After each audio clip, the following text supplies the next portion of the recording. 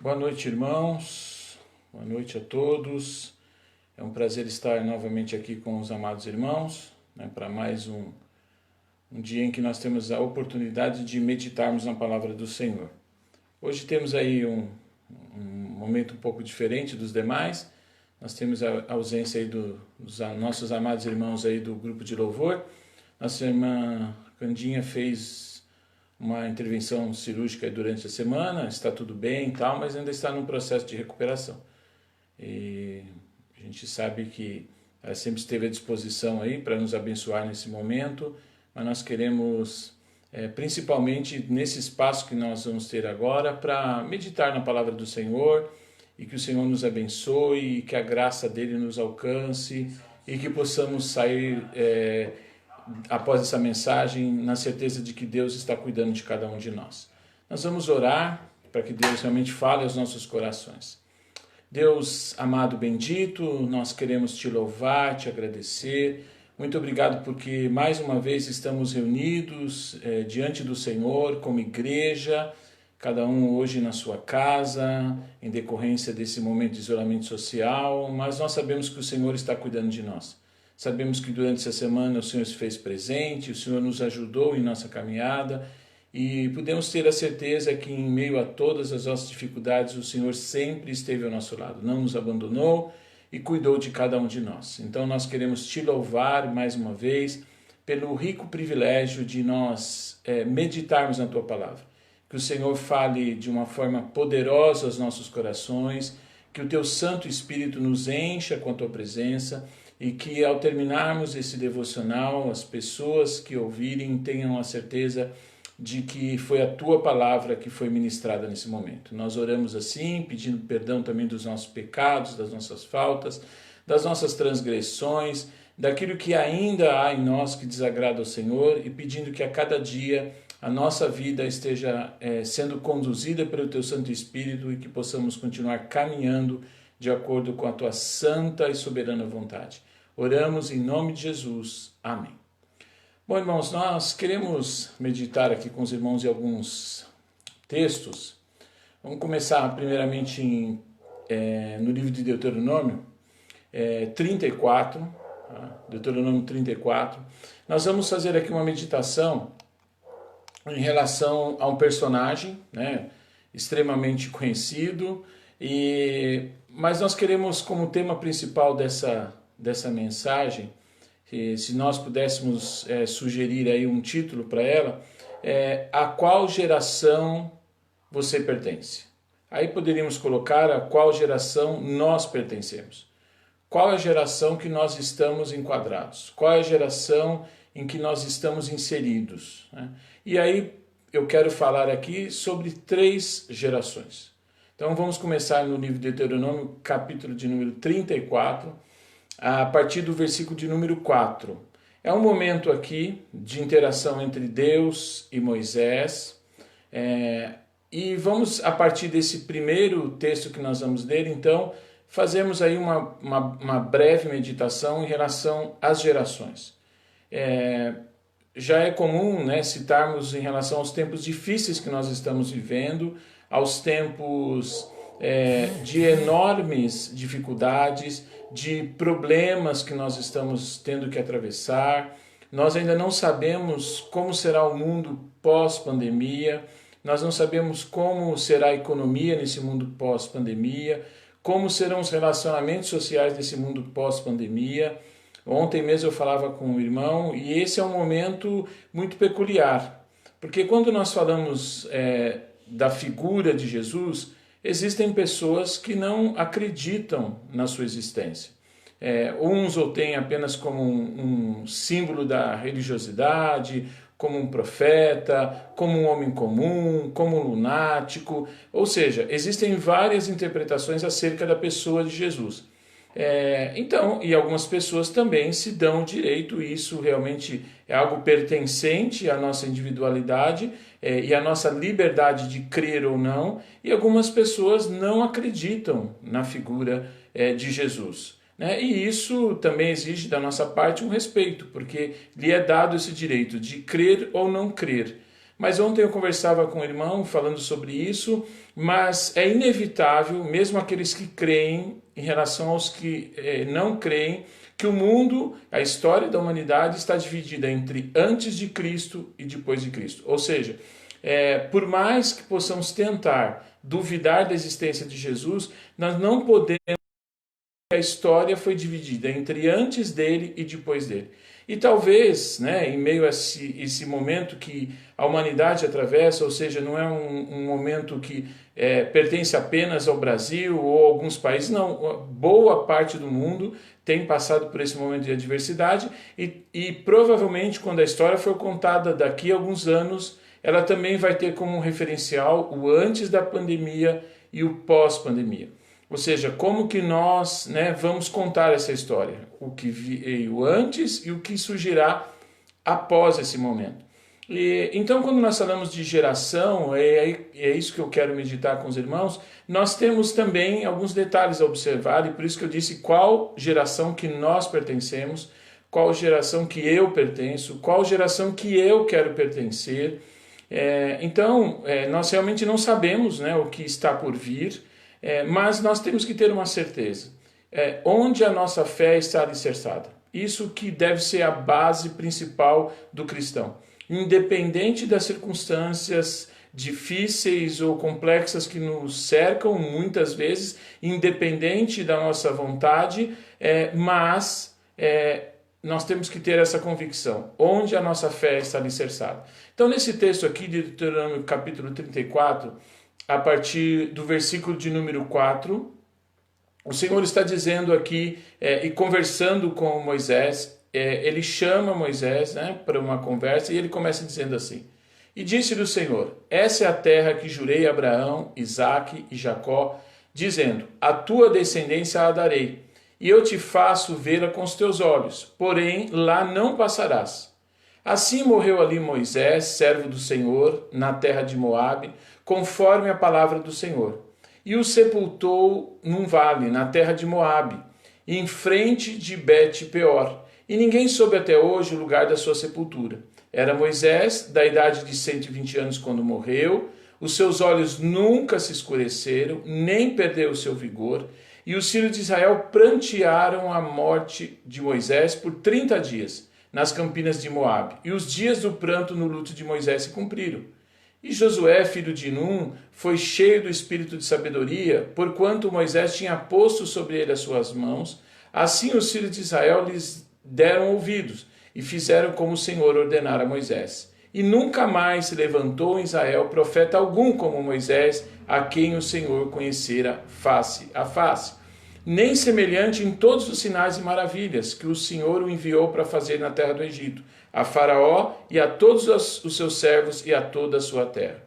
E em toda a mão forte, em todo o grande espanto que praticou Moisés aos olhos de Israel. Então a gente tem um personagem aqui, que já meditamos outras vezes sobre ele, um profeta, e aqui a referência que esse texto faz, que nunca mais se levantou em Israel profeta algum como Moisés. Então, sinais e prodígios grandiosos aconteceram por intermédio da sua vida, sendo usado pelo Espírito de Deus.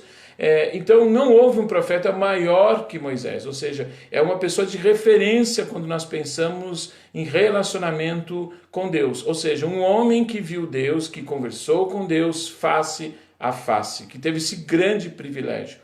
Um homem que em determinado momento, sim, resiste à condição de se tornar um profeta, mas se vê em algum momento nessa obrigatoriedade, ou seja, num compromisso, numa missão que foi dada por Deus e que ele deveria cumprir. E ele cumpre fielmente essa missão. Ou seja, Moisés tem uma responsabilidade de tirar aquela geração que estava sendo escravizada no Egito para conduzi-los para a terra prometida. Conduzir essa geração por meio do deserto, através do deserto, até chegar à terra prometida.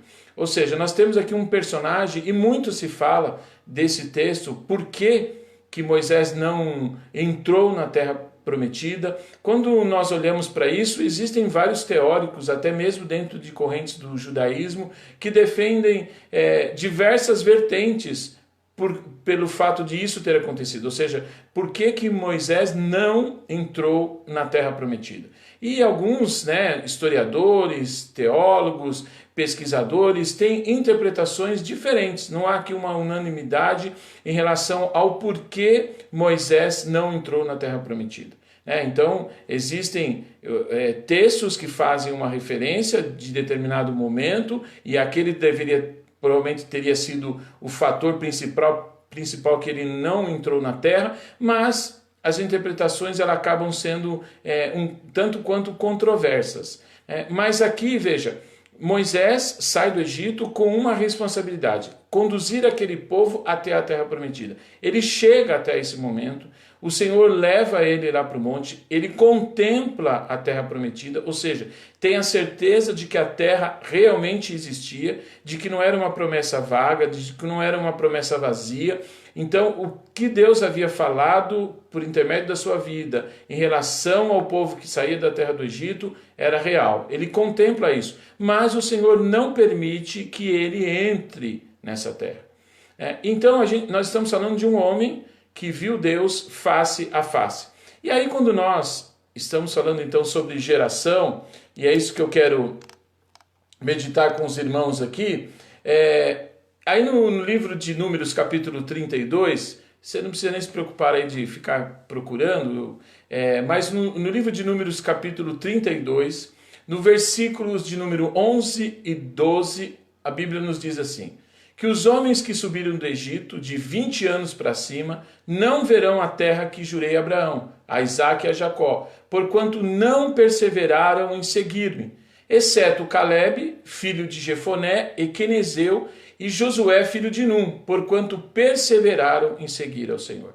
Ou seja, nós começamos a ver aqui que Moisés não entrou na terra prometida, ele faz toda a sua peregrinação desde a saída do Egito até chegar ali na porta da terra prometida, mas o Senhor não permite que os seus pés adentrem aquele espaço. Ele é chamado para um espaço reservado, o Senhor fala diretamente com ele, e nós vemos aí que Moisés estava em pleno vigor físico, a sua visão não enfraqueceu, ou seja, ele tinha capacidade física de continuar até o final. Mas o Senhor não assim permitiu. E agora nesse livro de Números, capítulo 32, do versículo de número 11 e 12, o Senhor diz que dos homens que subiram do Egito, de 20 anos para cima, não verão a terra que ele jurou aos seus pais. Ou seja, apenas Josué e Caleb têm a permissão de adentrarem a terra prometida.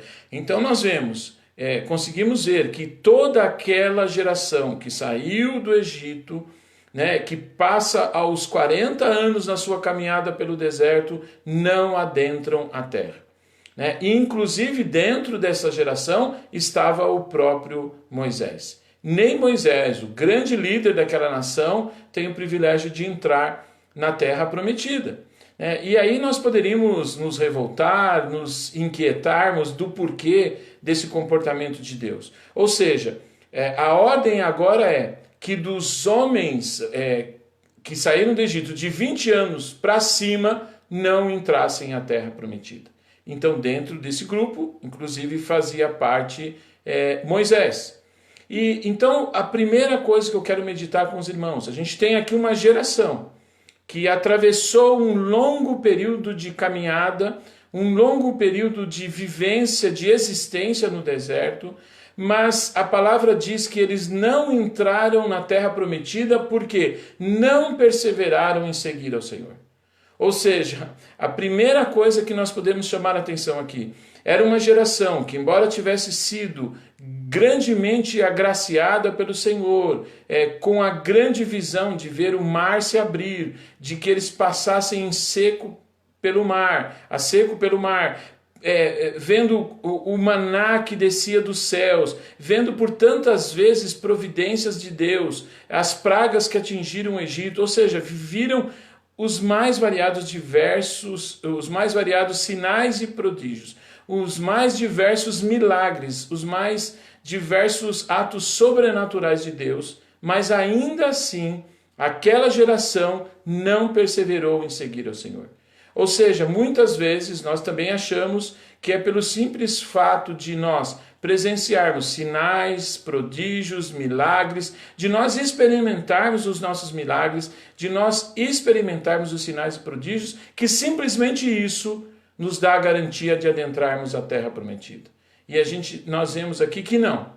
Nós podemos ter aqui uma conclusão de que aquela geração pereceu, que caminhou no deserto, não teve a oportunidade de entrar na terra prometida. Ou seja, é uma geração que não entra, porque não perseverou em seguir ao Senhor. Esse deve ser uma regra, né? Perseverar em seguir ao Senhor. Isso deve ser o elemento básico da nossa existência, da nossa crença. Perseverar em seguir. Ou seja, exige de cada um de nós um esforço, exige de cada um de nós realmente essa resistência em meio a todas as dificuldades, circunstâncias que nos rodeiam, deve existir em nós a perseverança em seguir ao Senhor. E aquela geração, o destaque aqui eles não perseveraram em seguir ao Senhor. Ou seja, nós poderíamos pensar aqui em diversas explicações para justificar o fato de não terem entrado, porque estavam próximos, estavam ao lado da terra prometida, né? Estavam a pouquíssimos passos, né? Se assim pudéssemos dizer, da terra prometida.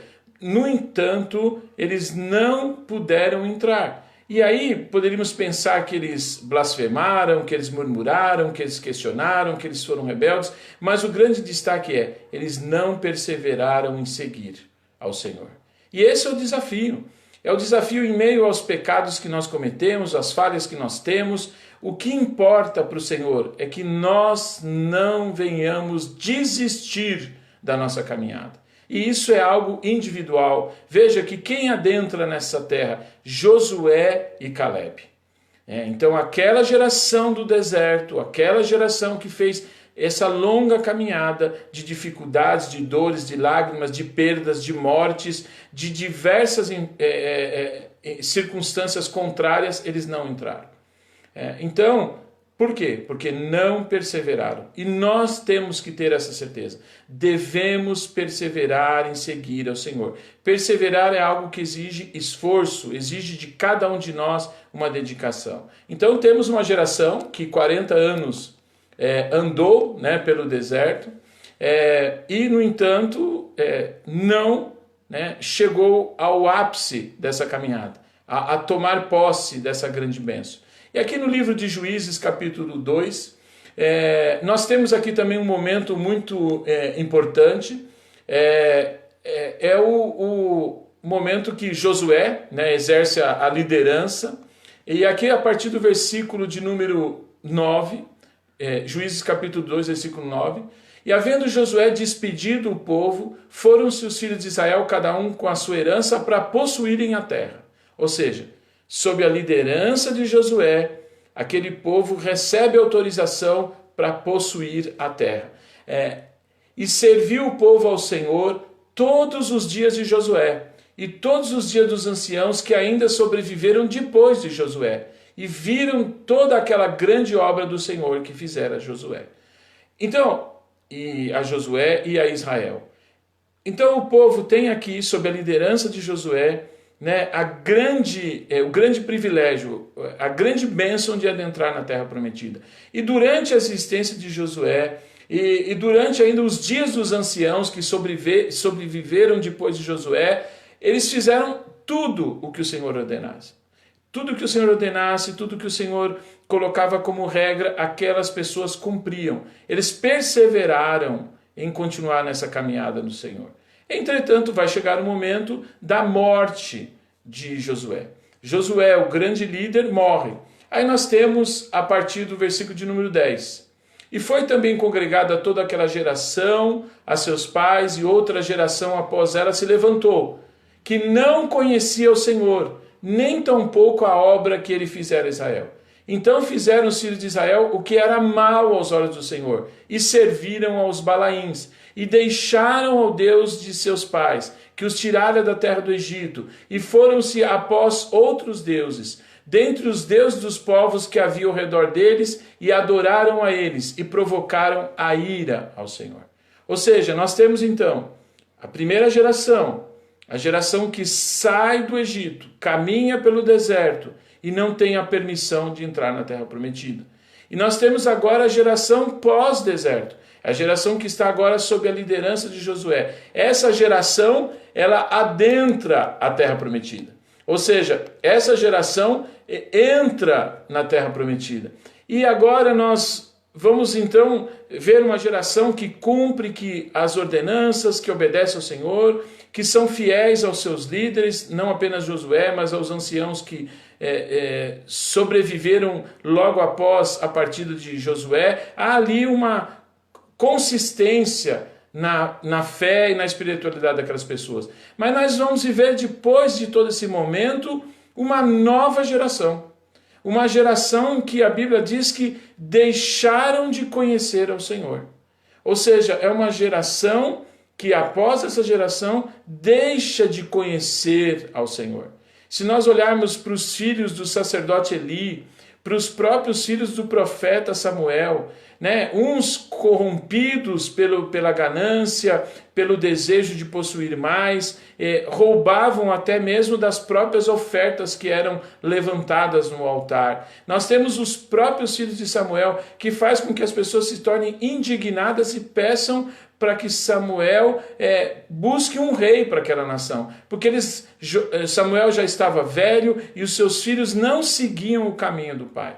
Ou seja, temos uma geração que sai do Egito, que não entra na Terra Prometida, porque não perseverou em seguir ao Senhor. Temos, num segundo momento, uma geração, que é a geração de Josué, que cumpre os ritos, os mandamentos e as ordenanças do Senhor. Mas pós essa geração, pós a morte de Josué, pós a morte dos anciãos, surge uma geração que não conhece mais ao Senhor. Por isso que eu disse, a qual geração nós pertencemos? A geração que morreu no deserto, sem ver a Terra Prometida, sem adentrar a Terra Prometida? A geração que viveu na Terra Prometida? Ou a geração pós-Terra Prometida? Ou seja, qual geração nós pertencemos? Isso muitas vezes é uma escolha crucial que nós devemos fazer. Ou seja, devemos ter em mente que geração nós queremos pertencer. Provavelmente, se pudéssemos escolher dentre essas três que acabamos de citar, escolheríamos essa geração intermediária, a geração de Josué. A geração que, quando foi visitar a Terra Prometida, enxergaram ali os gigantes, ainda assim não tiveram medo para deixar de possuir a terra. Ou seja, depois de toda aquela geração que Josué liderou, que os anciãos lideraram, surge uma geração que deixa de conhecer o Senhor. E hoje, infelizmente, temos vivido isso. Infelizmente, há uma ausência de líderes que preguem a palavra, há uma ausência de palavra, há uma ausência de comprometimento com Deus e com a sua obra. E aqui eu sempre digo, sempre reforço, não uma religiosidade. Não é isso que Deus exige de nós. Ele não exige de nós uma religiosidade cega, que não exista entendimento, que seja algo que não exige de nós compreensão, sabedoria. Não. O Senhor quer de nós obediência e comprometimento com a sua obra. Então, a qual geração nós queremos pertencer? Qual é a geração que fará parte da nossa vida? Ou seja, qual é o legado que nós deixaremos para os nossos filhos, para os nossos netos, para aqueles que forem grandemente abençoados, para os seus bisnetos? Qual a geração que nós queremos deixar construída para essas vidas? Qual é o legado que ficará para cada um deles? Talvez nós já fôssemos diferente do que os nossos avós foram, do que os nossos pais foram, do que a nossa geração é e para aquelas que virão. O que será dessa geração futura? Que tipo de legado nós deixaremos para essas gerações? Que o Senhor nos faça entender a cada dia, compreender como obra, evidentemente, da sua bondade, da sua misericórdia, da condução do Espírito Santo de Deus, que nos ajude a compreender a qual geração nós devemos pertencer. Lembre-se que quando nós olhamos para Moisés e fazemos uma comparação no texto do livro de Hebreus, quando temos ali uma referência à fé, nós vemos que pela fé alguns foram grandemente honrados e outros, entretanto, foram cerrados ao meio, foram jogados aos leões. Ou seja, havia uma diferença do tratamento que foram dados a esses homens, mas a fé era absolutamente a mesma.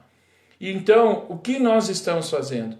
Será que nós somos a geração que saiu do Egito, presenciou grandes milagres, desfrutou desses milagres, desfrutou dos cuidados diretos de Deus e, porém, morremos no deserto e não conseguimos alcançar o ápice da promessa?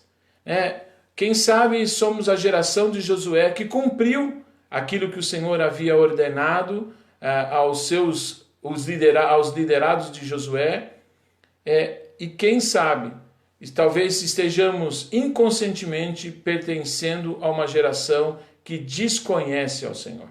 Esse deve ser um cuidado. Por isso que a Bíblia diz que nós devemos orar, é o dever orar, mas antes de orar nós devemos vigiar. A vigilância é algo que deve fazer parte da nossa vida. Muitas vezes o emaranhado de informações tendem a nos sufocar, tendem a nos pregar armadilhas e quando nós nem percebemos, os nossos pés já estão envolvidos por essa armadilha e não conseguimos caminhar. O que queremos deixar para gerações futuras? Qual geração você pertence? Qual geração eu pertenço? Isso é uma pergunta que devemos fazer a nós mesmos. Repetindo ali a máxima do livro de Paulo escrevendo aos Coríntios, examina-se o homem, pois, a si mesmo. O homem deve fazer esse exame. Examine-se o homem a si mesmo, ou seja, isso é pertencente a mim. Eu devo fazer essa reflexão. Essa autocrítica ela é totalmente individualizada. Que nós possamos fazer isso, sempre com a preocupação de responder: que geração eu quero pertencer? Será que eu quero fazer parte daquela geração que depois de ter passado tantas dificuldades, não conseguiu a bênção porque não perseverou em seguir? Ou será que eu quero pertencer à geração de Josué, que embora jovens, ele e Caleb foram aqueles que adentraram a terra prometida? Porque havia na parte deles um comprometimento, havia da parte deles um envolvimento com as coisas de Deus. Ou eu quero fazer parte da geração que vem após eles, que nós acabamos de ler, que começaram a adorar até mesmo outros deuses, porque não conheciam ao Senhor. Por isso que a Bíblia nos orienta que nós devemos ensinar a criança no caminho que deve andar. Ou seja, uma responsabilidade, o ensino da palavra, para que quando essa criança cresça, se torne adulta, ela não se desvie da palavra do Senhor. Mas para isso é necessário que a palavra de Deus esteja enraizada em nós. Não deve haver dúvidas. Veja, muitas vezes, realmente, as dificuldades, os problemas, as questões econômicas, as enfermidades, os problemas familiares, muitas vezes nos sufocam. E há sim em nós, humanamente, o desejo carnal de desistir, de achar que não estamos chegando a lugar algum. Por vezes, aquela geração do deserto, aquela geração que sai do Egito, se viu em meio a essas questões. Ora reclamando da falta de água, ora reclamando da falta de carne, ora se lembrando das questões que eles tinham lá no Egito. Ou seja, alguns desejavam voltar à condição de escravos porque achavam que era melhor do que estarem sendo guiados pelo próprio Deus. Lembrando que Moisés era a representação da figura divina, daquele que tinha a responsabilidade, sob a orientação de Deus, de conduzir aquele povo. Não existe lugar melhor para estarmos do que na presença de Deus. Muitas vezes o nosso coração que é enganoso, o nosso coração que é duvidoso, muitas vezes ele traz à nossa mente o desejo de que, ou a vontade, ou a lembrança de que o tempo de escravidão é melhor do que o tempo em que estamos na presença de Deus. Não. Não existe melhor lugar do que estar na presença do Senhor. Por maior que seja a nossa dificuldade, por maior que seja a nossa falta de perspectiva, por maior que seja a nossa desesperança. Porque muitas vezes nós, embora sirvamos ao Senhor, embora tenhamos em nós o desejo de servir, às vezes os problemas dessa vida se acumulam, se avolumam e nós somos sufocados e ficamos questionando o porquê. Lembre-se, quando nós olhamos para Jó, quando ele estava no meio daquele turbilhão de sentimentos, ele chega até mesmo dizer, não era melhor que ele tivesse morrido no ventre da sua mãe, do que sair e ter que contemplar tamanho sofrimento, perda dos filhos, perda dos bens materiais, perda da sua saúde, a ausência de expectativa do que esperava logo mais. Mas Jó tinha uma confiança plena no Senhor. Um Deus que ele nem ainda conhecia, privilégio que nós já temos. Todos nós poderíamos dizer que já temos pelo menos um milagre para contar. O fato de levantarmos hoje, de estarmos até essa hora da noite, podendo assistir esse vídeo, já é um grande milagre de Deus. Então que o Senhor nos ajude a compreender a qual geração nós pertencemos. A qual geração nós devemos pertencer. O Senhor é bom e a sua misericórdia se estende de geração em geração. A bondade de Deus não nos impede de vivermos momentos difíceis. Pelo contrário, são nesses momentos que a nossa fé é aperfeiçoada. É no momento em que nós vamos deitar, em que as lágrimas começam a rolar pelo nosso rosto, em que muitas vezes ficamos desfigurados pela quantidade de choro, pela falta e pela ausência de resposta, mas nós temos uma certeza absoluta. Deus jamais abandona aqueles que perseveram na sua obra e na sua fé. Há sempre uma recompensa preparada para nós. Isso é promessa não de homens, mas é promessa de Deus. Então que o Senhor a cada dia coloque essa certeza no nosso coração. Eu não quero pertencer à geração que, embora tenha passado por tantas experiências sobrenaturais como aquela geração que saiu do Egito, mas não entrou na terra prometida porque deixou de perseverar. Eu não quero também ser da geração depois de Josué, que logo após a sua morte, os anciãos que eram do tempo dele, logo após a morte desses homens, aquela geração que veio na sequência, deixou de conhecer ao Senhor. Irmão, irmã que está assistindo esse vídeo, não deixe de conhecer ao Senhor. Nós devemos conhecer e prosseguir no conhecimento do Senhor. Ou seja, eu conheço um pouco de Deus dia após dia. É a partir dessas experiências positivas ou negativas, a partir da nossa perspectiva humana, nós devemos continuar prosseguindo em conhecer ao Senhor. Não existe coisa melhor, não existe lugar melhor do que estar nos átrios da casa do Pai, por maior que seja a nossa dificuldade. Elias, depois de viver um momento sobrenatural na sua vida, resolve parar debaixo de uma árvore e dizer que ele desejava morrer. Por quê? Porque ele não era melhor que seus pais.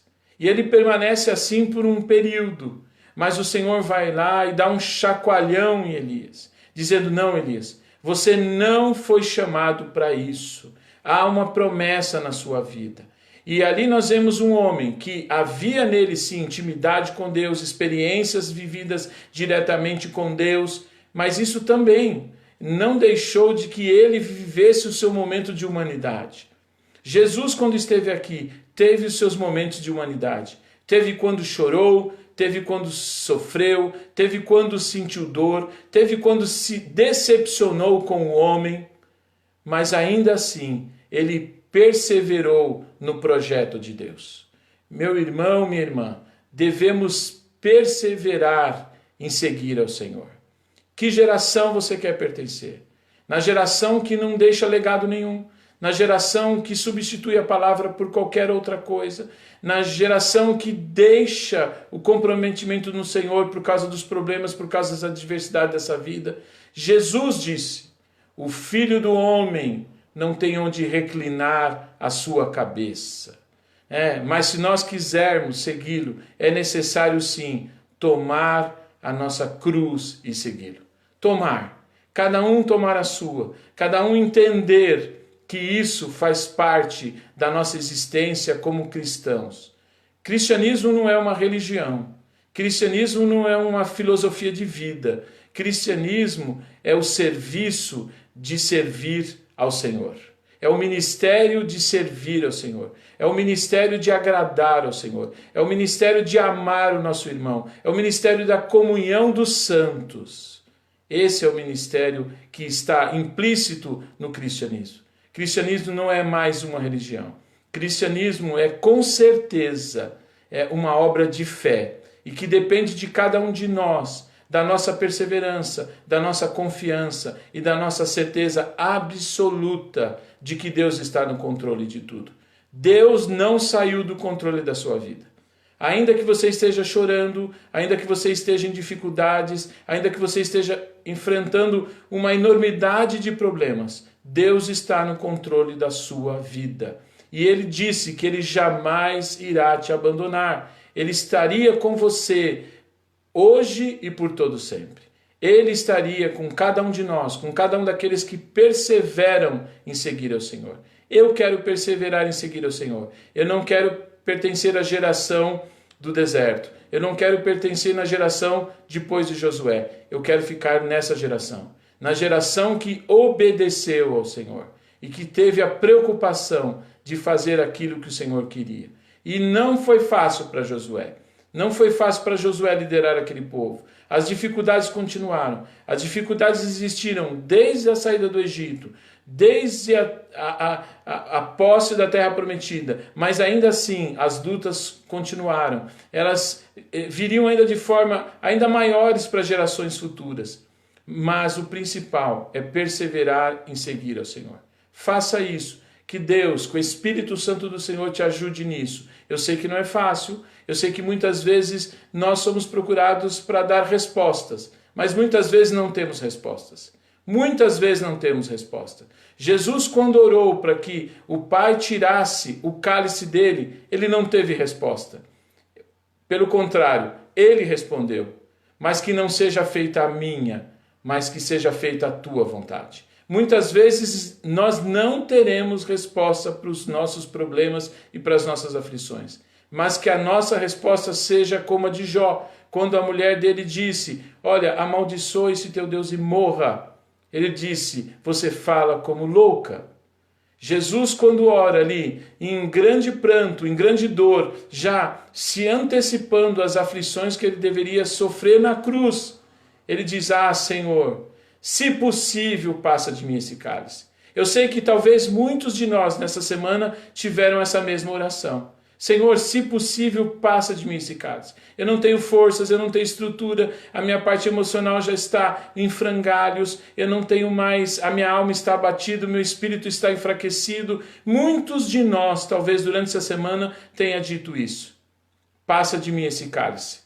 Mas se você está hoje, nessa noite, ou logo mais, quando você puder assistir esse vídeo, se você está assistindo, é porque você disse: Senhor, mas que não seja feita a minha, mas que seja feita a sua vontade. O cálice talvez não tenha passado, mas a vontade de Deus se cumprirá nas nossas vidas. E a vontade de Deus sempre será a melhor opção para as nossas vidas. A vontade de Deus será sempre a melhor escolha a ser feita nas nossas vidas. Não existe escolha melhor do que aquela que vem diretamente do trono de Deus, que é derramado pela sua graça e pela sua misericórdia. Então, o meu pedido é que nessa noite o Senhor visite aqueles corações que estavam quebrantados, aqueles que estão contritos, porque a esses o Senhor diz que jamais desprezará. O Senhor não despreza o coração que está enfraquecido. O Senhor não despreza o coração que está fragilizado, o coração que está machucado, a alma que está abatida. O Senhor não despreza. Pelo contrário, o Senhor é socorro bem presente na hora da angústia. Então que você sinta isso no decorrer dessa semana. Talvez o cálice não passe, mas a vontade de Deus prevalecerá na sua vida. Eu quero orar e que o Senhor complete a sua obra, que o Espírito Santo complete e ministre em cada coração que estiver ouvindo isso da melhor forma possível, se adequando à realidade de cada um. Mas que você tenha certeza, Deus é um Deus cuidador, Deus é um Deus pastor e que jamais abandonará as suas ovelhas. Ele deixa até as 99 e vai atrás daquela perdida. Ou seja, ele não se importa pelo fato dele ter 99, não. A perdida também é muito preciosa aos olhos de Deus. Você é precioso aos olhos de Deus, meu irmão. Você é precioso aos olhos de Deus, minha irmã. E tenha certeza, por ser precioso, ele continuará cuidando da sua vida. Então que Deus te abençoe. Eu vou orar e peço que o Espírito Santo de Deus realmente visite os nossos corações e que nós possamos fazer a melhor escolha, a qual geração nós queremos pertencer. Deus amado, bendito, nós queremos te louvar por essa noite, te agradecer por mais uma vez que o Senhor nos abençoa, por mais uma vez que a tua palavra chega até os nossos corações. Que o Senhor perdoe as nossas falhas humanas, os nossos erros, mas que a compreensão que fique ao final dessa mensagem seja a compreensão que saia diretamente do teu trono de graça e de misericórdia. Queremos sim, Senhor, continuar experimentando o sobrenatural de Deus, mas queremos ter uma certeza que a nossa vida continue perseverando em seguir ao Senhor. Ajude-nos, Senhor. Eu sei que às vezes os espinhos surgem nessa caminhada, os impedimentos surgem nessa caminhada, mas o Deus que fez com que a muralha de Jericó ruísse é o mesmo Deus que fará com que o nosso caminho se torne plano até alcançarmos a terra prometida. Muito obrigado por essa noite, muito obrigado por essa semana, muito obrigado por aquela que já está por iniciar. Nós cremos pela fé, que é o firme fundamento das coisas que nós não vemos, mas das coisas que nós acreditamos e esperamos que aconteçam, que nós teremos uma semana sob os cuidados de Deus. Nós te louvamos e te agradecemos. Em nome de Jesus, amém. Que o Senhor te abençoe, que a graça de nosso Senhor e Salvador Jesus Cristo, que a comunhão e as consolações do Espírito Santo de Deus sejam derramadas sobre a igreja do Senhor, hoje e para todo sempre. Amém. Tenha uma semana abençoada e obrigado pela sua participação aqui no vídeo. Deus abençoe você.